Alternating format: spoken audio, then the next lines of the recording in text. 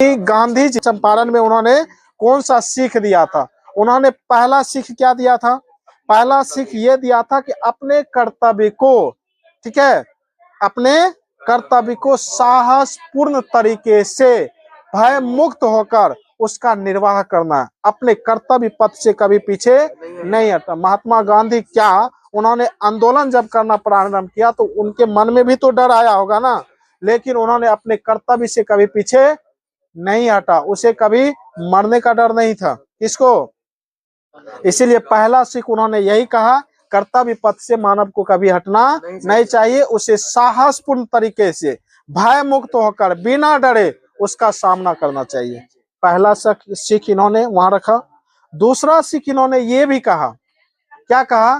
कि आप किसी का सहयोगी तभी बने जब तक उस घटना के बारे में स्वयं जांच पड़ताल ना कर लें, उसे खुद आंखों से ना देख लें, तब तक उसका सहयोगी आप नहीं बने। क्यों? कि हम कल भी आप सबको ये घटना बताए थे। आज छोटी छोटी बच्चा जो है ना, कहीं स्टेशन पे जैसे जो है ना, वो रो रहा होता है, कोई लड़की आता है पूछता है, बच्चा तुम मतलब, जो उस बच्चे को पूछा जाता है तू कहाँ मतलब जाना चाहते हो, उस बच्चे के द्वारा जो है ना, उसे मतलब पहले से उस बच्चे को ट्रेन करके रखा जाता है, और बच्चा रो करके कहता है तो हमको फलना जगह छोड़ दीजिए। जैसे उस बच्चा को वहां छोड़ने जाता है तो वो लड़की क्या हो जाती है? किडनैप हो जाती है। तो ऐसी सब स्थिति होती है। इसी तरह से आप कोई मदद करने से पहले उसके प्रति जांच लें, पूरी तरह से अनदेखा ना करें, सही तरह से उसको जांच पड़ताल करके तकर बाद मदद का हाथ बढ़ाएं। ऐसे नहीं डायरेक्ट आप मदद का हाथ बढ़ा दिए, बाद में आप ही खाई में चल गए, तो ऐसे मदद करना भी क्या हो गया? गलत है।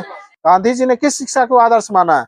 आप पढ़ाई के साथ साथ अपने अंदर चरित्र और बुद्धि का विकास करें, साथ साथ अपने शिक्षा के माध्यम से आप रोजगार या कोई ग्रामीण काम धंधे जो होता है सीख करके उस काम को आप पैसे कमाने लायक एक इंसान बने, और तभी आपका शिक्षा कम आएगा।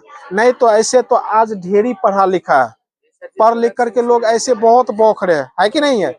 बौख रहा है कि नहीं? तो उसी तरह यदि आप पढ़ रहे हैं तो आप इस शिक्षा का सही इस्तेमाल जब करेंगे तभी आपकी पढ़ाई आपका सफल हो सकता है। आप पढ़ाई का सही इस्तेमाल नहीं करेंगे, आपकी पढ़ाई सफल नहीं हो सकती।